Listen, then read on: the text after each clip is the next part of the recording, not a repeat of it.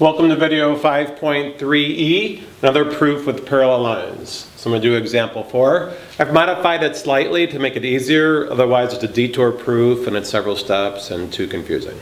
So here's the problem. I'll mark it up as we go. Given AB is parallel to DC, so again, I'd like to extend those.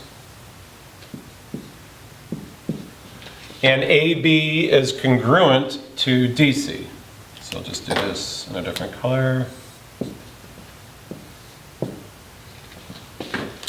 Prove that angle ACB, that's this angle over here, is congruent to angle CAD, that's this angle over there. Okay. Well, what I'm going to do is try to get triangles congruent. You might say, hey, I've got a parallel line here, a parallel line here, with a transversal.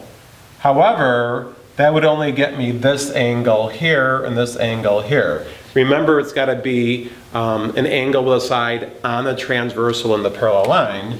So here's the transversal and here's the parallel line. Here's the transversal and here's the parallel line. So those are the angles I would get. So that's a common mistake. Okay. So maybe I could get triangles. I don't know if I'll be able to get these small triangles, but what I can do is get these larger triangles. So let me just outline them as such. I can get that triangle in red. Let's see with that triangle in blue. I've already decided, let's see here. I've already decided I can get this angle here with this angle here by the alternate interior. They gave me that with that, and I would have reflexive. So it looks like I'm going to be able to get side, angle, side.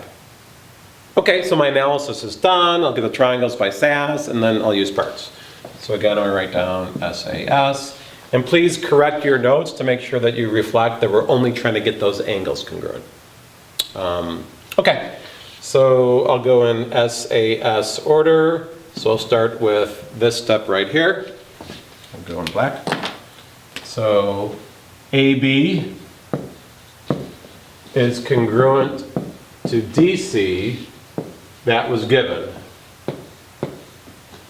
Then I'm going to go with the angles.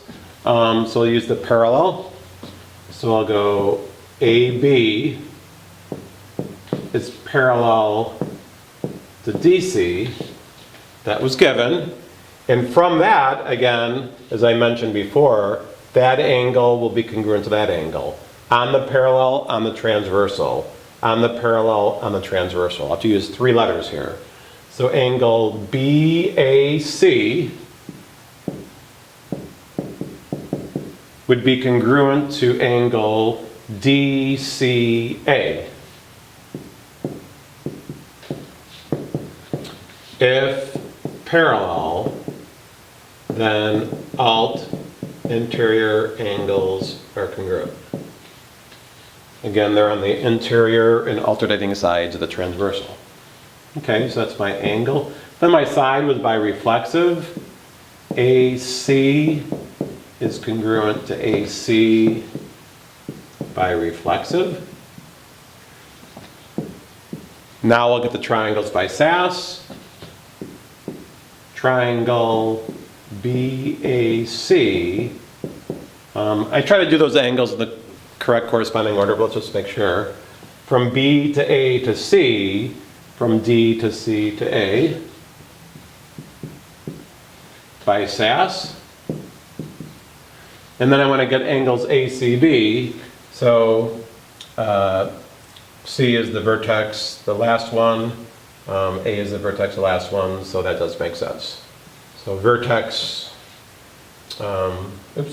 vertex C and vertex A, that does line up.